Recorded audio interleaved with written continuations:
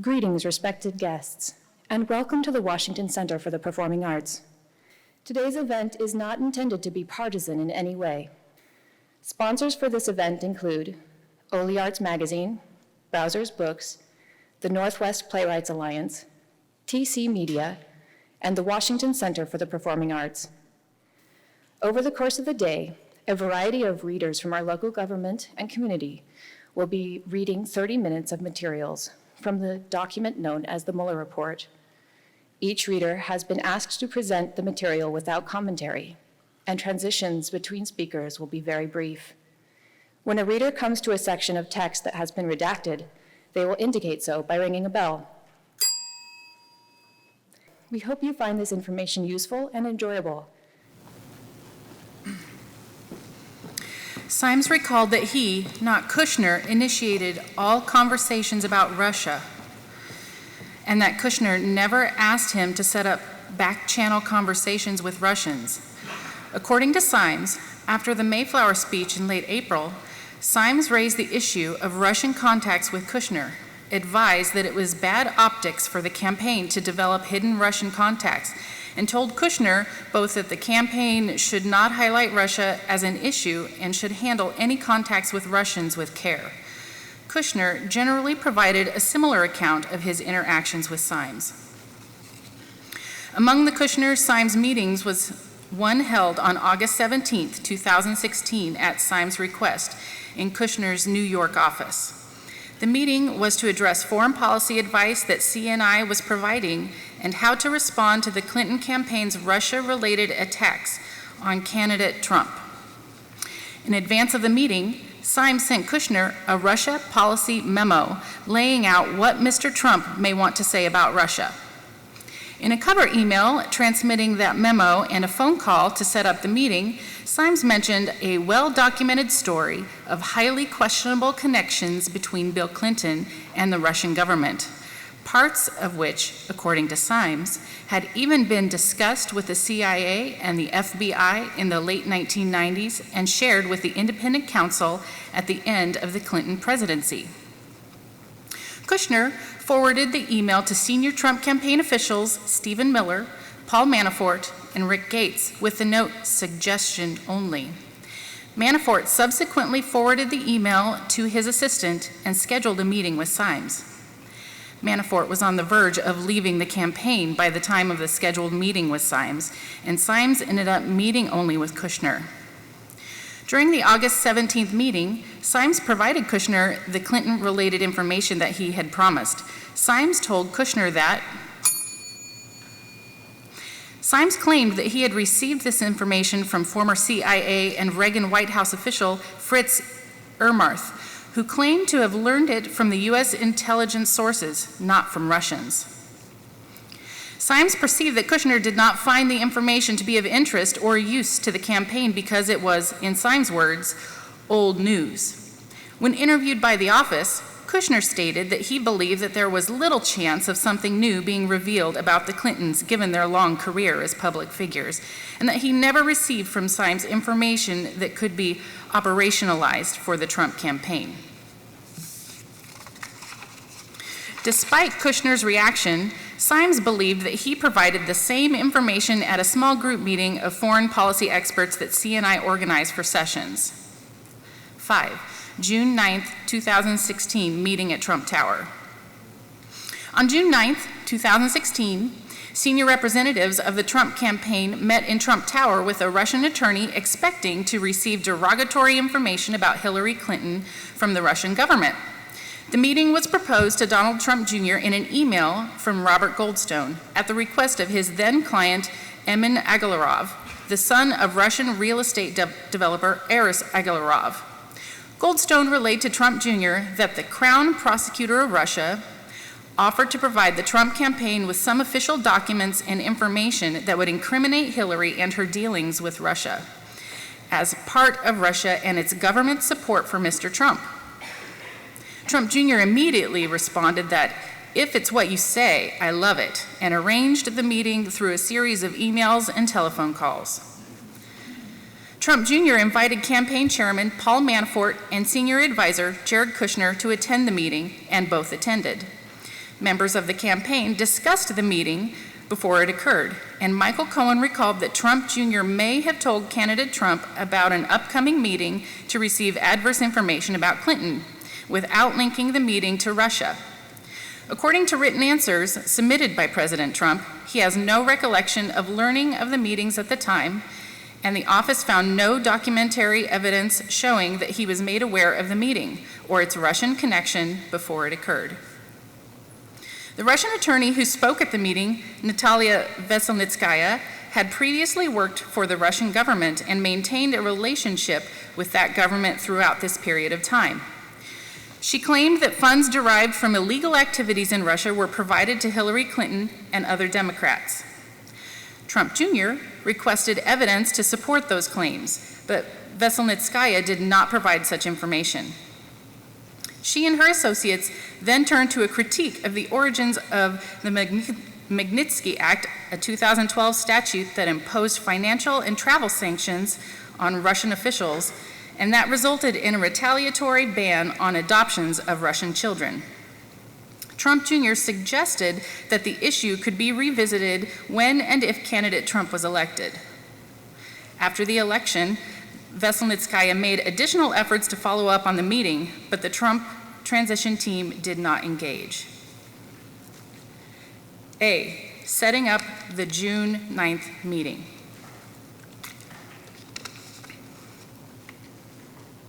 I, outreach to Donald Trump Jr. Aris Agalarov is a Russian real estate developer with ties to Putin and other members of the Russian government, including Russia's Prosecutor General Yuri Chaika. Aris Agalarov is the president of the Crocus Group, a Russian enterprise that holds substantial Russian government construction contracts and that, as discussed above, Volume 1, Section 4A1 Supra, worked with Trump in connection with the 2013 Miss Universe pageant in Moscow and a potential Trump Moscow real estate project. The relationship continued over time as the parties pursued the Trump Moscow project in 2013 and 2014 and exchanged gifts and letters in 2016. For example, in April 2016, Trump responded to a letter from Aris Agalarov with a handwritten note.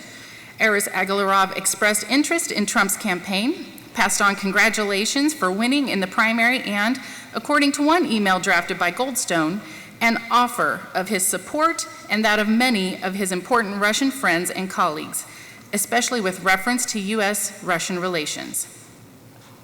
On June 3, 2016, Emin Agalarov called Goldstone, Emin's then publicist.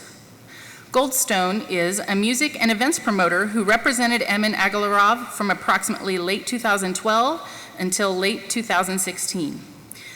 While representing Emin Agalarov, Goldstone facilitated the ongoing contact between the Trumps and the Agalarovs, including an invitation that Trump sent to Putin to attend the 2013 Miss Universe pageant in Moscow.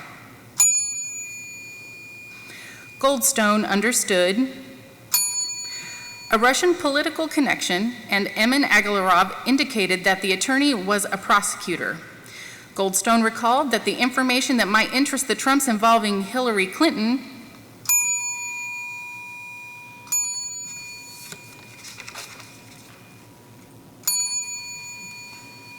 the mentioned by Emin Agalarov was Natalia Veselnitskaya. From approximately 1998 until 2001, Veselnitskaya worked as a prosecutor for the Central Administrative District of the Russian Prosecutor's Office, and she continued to perform government-related work and maintain ties to the Russian government following her departure. She lobbied and testified about the Magnitsky Act, which imposed financial sanctions and travel restrictions on Russian officials, and which was named for a Russian tax specialist who exposed a fraud and later died in a Russian prison. Putin called the statute a purely political, unfriendly act, and Russia responded by barring a list of current and former U.S. officials from entering Russia and by halting the adoption of Russian children by U.S. citizens. Veselnitskaya performed legal work for Denis Katsev, the son of Russian businessman Peter Katsev, and for his company, Prevazon Holdings Ltd., which was a defendant in a civil forfeiture action alleging the laundering of proceeds from the fraud exposed by Magnitsky. She also appears to have been involved in an April 2016 approach to a U.S. congressional delegation in Moscow offering confidential information from the Prosecutor General of Russia about interactions between certain political forces in our two countries. Shortly after his June 3rd call with Emin Agalarov, Goldstone emailed Trump Jr. The email stated, "Good morning. Emin just called and asked me to contact you with something very interesting. The Crown Prosecutor of Russia met with his father Aris this morning and in their meeting offered to provide the Trump campaign with some official documents and information that would incriminate Hillary and her dealings with Russia and would be very useful to your father. This is obviously very high level and sensitive information, but is part of Russia and its government's support for Mr. Trump, helped along by Aris and Emin. What do you think is the best way to handle this information, and would you be able to speak to Emin about it directly? I can also send this info to your father via Rona, but it is ultra sensitive, so wanted to send to you first. Best, Rob Goldstone." Within minutes of this email, Trump Jr. responded, emailing back, "Thanks, Rob. I appreciate that. I am on the road at the moment, but perhaps I just speak to Emin first. Seems we have some time, and if it's what you say, I love it, especially later in the summer. Could we do a call first thing next week when I'm back?" Goldstone conveyed Trump Jr.'s interest to Emin Agalarov, emailing that Trump Jr. wants to speak personally on the issue. On June 6, 2016, Emin Agalarov asked Goldstone if there was any news, and Goldstone explained that Trump Jr. was likely still traveling for the final elections, where Trump will be crowned the official nominee. On the same day, Goldstone again emailed Trump Jr. and asked when Trump Jr. was free to talk with Emin about this Hillary info. Trump Jr. asked if they could speak now, and Goldstone arranged a call between Trump Jr. and Emin Agalarov. On June 6th and June 7th, Trump Jr. and Emin Agalarov had multiple brief calls. Also, on June 6, 2016, Aris Agalarov called Ike Kavaladze and asked him to attend a meeting in New York with the Trump Organization. Kavaladze is a Georgia-born naturalized U.S. citizen who worked in the United States for the Crocus Group and reported to Aris Agalarov. Kavaladze told the office that, in a second phone call on June 6, 2016, Aris Agalarov asked Kavaladze if he knew anything about the Magnitsky Act, and Aris sent him a short synopsis for the meeting and Veselnitskaya's business card. According to Kavaladze, Aris Agalarov said the purpose of the meeting was to discuss the Magnitsky Act, and he asked Kavaladze to translate. Awareness of the meeting within the campaign.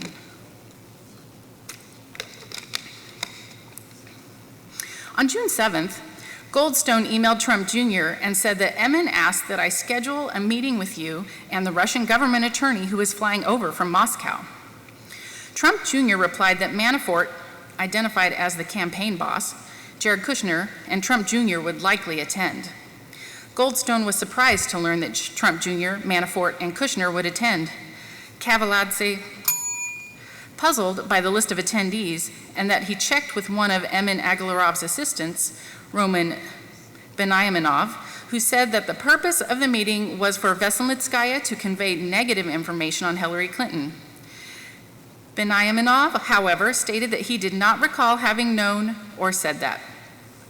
Early on June 8, 2016, Kushner emailed his assistant asking her to discuss a 3 p.m. meeting the following day with Trump Jr. Later that day, Trump Jr. forwarded the entirety of his email correspondence regarding the meeting with Goldstone to Manafort and Kushner under the subject line, "Forward, Russia, Clinton, private and confidential," adding a note that the meeting got moved to 4 tomorrow at my offices. Kushner then sent his assistant a second email informing her that the meeting with John Jr. is 4 p.m. now. Manafort responded, "See you then, Pete." Rick Gates, who was the deputy campaign chairman, stated during interviews with the office that in the days before June 9, 2016, Trump Jr. announced at a regular morning meeting of senior campaign staff and Trump family members that he had a lead on negative information about the Clinton Foundation. Gates believed that Trump Jr. said that the information was coming from a group in Kyrgyzstan and that he was introduced to the group by a friend. Gates recalled that the meeting was attended by Trump Jr., Eric Trump, Paul Manafort, Hope Hicks, and joining late Ivanka Trump and Jared Kushner. According to Gates, Manafort warned the group that the meeting likely would not yield vital information and they should be careful. Hicks denied any knowledge of the June 9th meeting before 2017, and Kushner did not recall if the planned June 9th meeting came up at all earlier that week. Michael Cohen recalled being in Donald J. Trump's office on June 6th or 7th when Trump Jr. told his father that a meeting to obtain adverse information about Clinton was going forward. Clinton did not recall Trump Jr. stating that the meeting was connected to Russia. From the tenor of the conversation, Cohen believed that Trump Jr. had previously discussed the meeting with his father, although Cohen was not involved in any such conversation. In an interview with the Senate Judiciary Committee, however, Trump Jr. stated that he did not inform his father about the emails or the upcoming meeting. Similarly, neither Manafort nor Kushner recalled anyone informing candidate Trump of the meeting, including Trump Jr. President Trump has stated to this office in written answers to questions that he has no recollection of learning at the time that his son, Manafort or Kushner, was considering participating in a meeting on June 16th concerning potentially negative information about Hillary Clinton. B, the events of June 9th, 2016. I, arrangements for the meeting. Veselnitskaya was in New York on June 9th, 2016 for appellate proceedings of the Prevezon civil forfeiture litigation. That day, Veselnitskaya called Renat Akhmedchin, a Soviet-born U.S. lobbyist, and when she learned that he was in New York, invited him to lunch. Akhmedchin told the office that he had worked on issues relating to the Magnitsky Act and had worked on the Prevezon litigation. Kavaladze and Anatoly Samachornov, a Russian-born translator who had assisted Veselnitskaya with Magnitsky-related lobbying and the Prevezon case, also attended the lunch. Veselnitskaya said she was meeting and asked Akhmedchin what she should tell him. According to several participants in the lunch, Veselnitskaya and Akhmedchin, a document alleging financial misconduct by Bill Browder and the Ziff brothers, Americans with business in Russia, and those individuals subsequently making political donations to the DNC. The group then went to Trump Tower for the meeting. II, conduct of the meeting. Trump Jr., Manafort, and Kushner participated on the Trump side, while Kavaladze, Samachornov, Akhmedchin, and Goldstone attended with Veselnitskaya. The office spoke to every participant except Veselnitskaya and Trump Jr., the latter of whom declined to be voluntarily interviewed by the office. The meeting lasted approximately 20 minutes.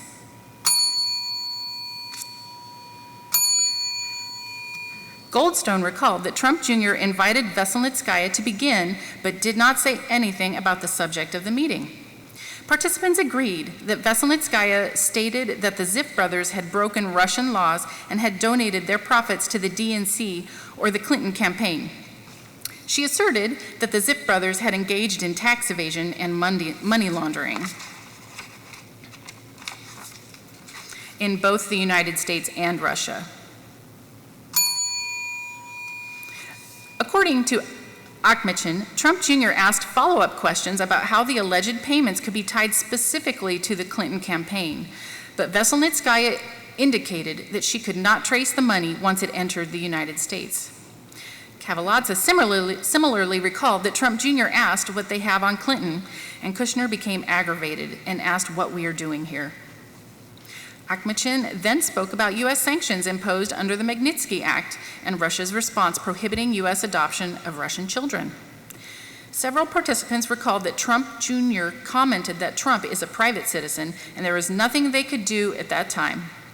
Trump Jr. also said that they could revisit the issue if and when they were in government. Notes that Manafort took on his phone reflect the general flow of the conversation, although not all of its details. At some point in the meeting, Kushner sent an iMessage to Manafort stating, "waste of time," followed immediately by 2 separate emails to assistants at Kushner companies with requests that they call him to give him an excuse to leave. Samachornov recalled that Kushner departed the meeting before it concluded. Veselnitskaya recalled the same when interviewed by the press in July 2017. Veselnitskaya's press interviews and written statements to Congress differ materially from other accounts. In a July 2017 press interview, Veselnitskaya claimed that she has no connection to the Russian government and had not referred to any derogatory information concerning the Clinton campaign when she had met with Trump campaign officials. Veselnitskaya's November 2017 written submission to the Senate Judiciary Committee stated that the purpose of the June 9th meeting was not to connect with the Trump campaign, but rather to have a private meeting with Donald Trump Jr., a friend of my good acquaintance's son, on the matter of assisting me or my colleagues in informing the Congress members as to the criminal nature of manipulation and interference with the legislative activities of the U.S. Congress. In other words, Veselnitskaya claimed her focus was on Congress and not the campaign. No witness, however, recalled any reference to Congress during the meeting. Veselnitskaya also maintained that she attended the meeting as a lawyer of Denis Katsev, the previously mentioned owner of Prevazon Holdings, but she did not introduce herself in this capacity. In a July 17th television interview, Trump Jr. stated that while he had no way to gauge the reliability, credibility, or accuracy of what Goldstone had stated was the purpose of the meeting, if someone has information on our opponent, maybe this is something. I should hear them out. Trump Jr. further stated in September 2017 congressional testimony that he thought he should listen to what Rob and his colleagues had to say. Depending on what, if any, information was provided, Trump Jr. stated he could then consult with counsel to make an informed decision as to whether to give it any further consideration.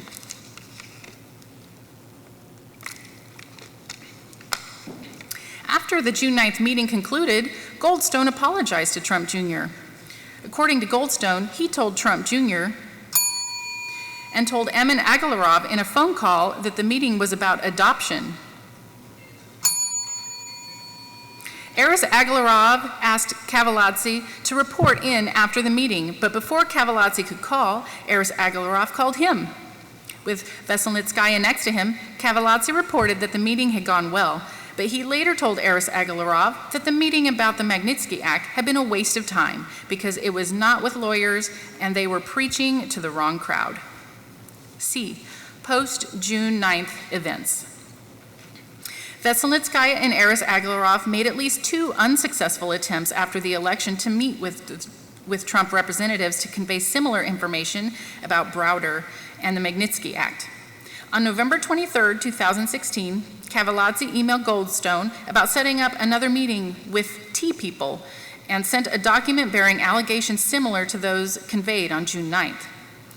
Kavaladze followed up with Goldstone, stating that Mr. A, which Goldstone understood to mean Aris Agalarov, called to ask about the meeting.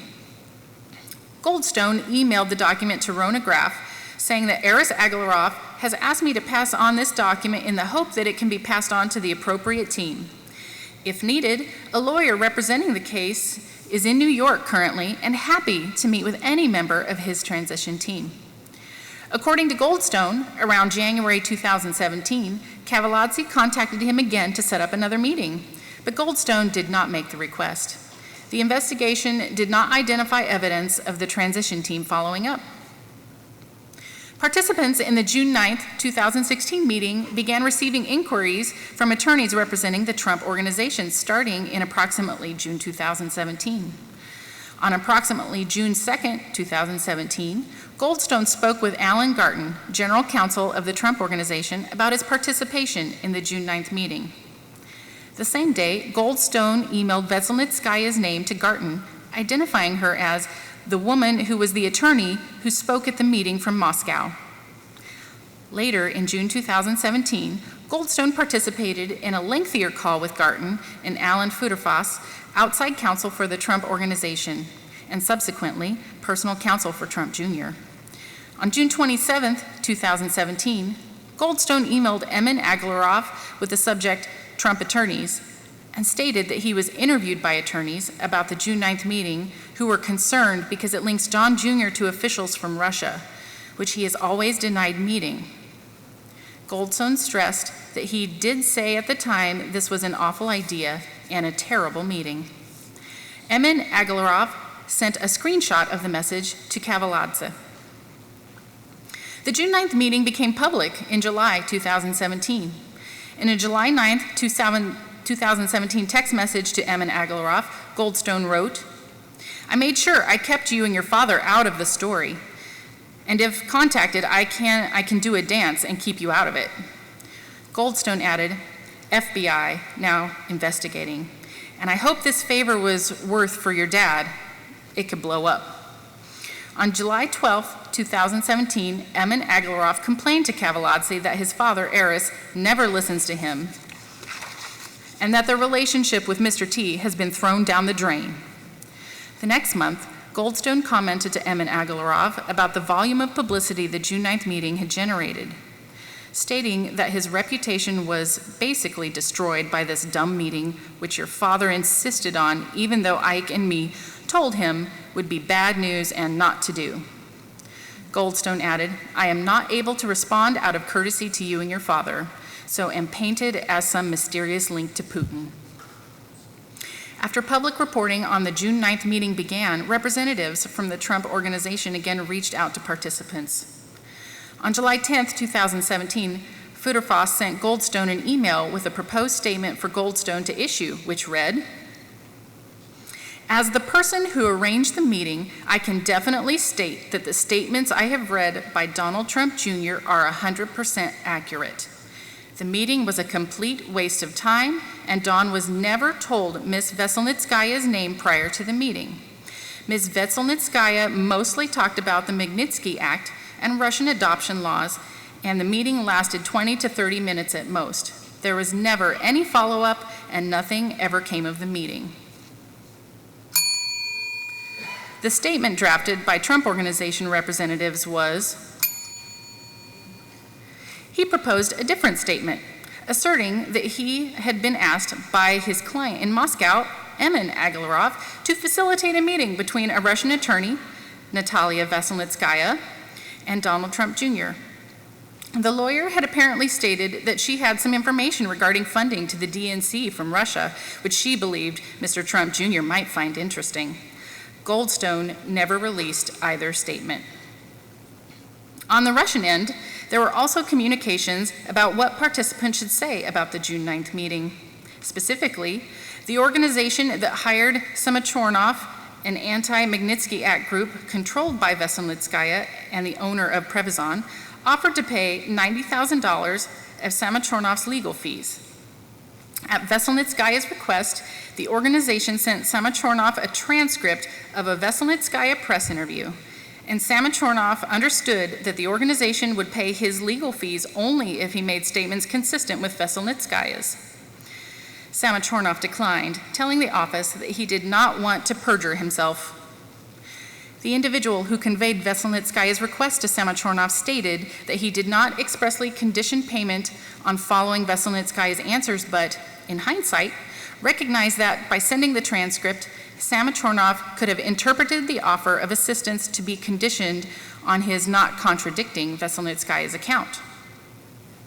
Volume 2, Section 2G Infra discusses interactions between President Trump, Trump Jr., and others in June and July 2017 regarding the June 9th meeting. 6. Events at the Republican National Convention. Trump campaign officials met with Russian Ambassador Sergei Kislyak during the week of Republican National Convention. The evidence indicates that those interactions were brief and non-substantive. During platform committee meetings immediately before the convention, J.D. Gordon, a senior campaign advisor on policy and national security, diluted a proposed amendment to the Republican Party platform expressing support for providing lethal assistance to Ukraine in response to Russian aggression.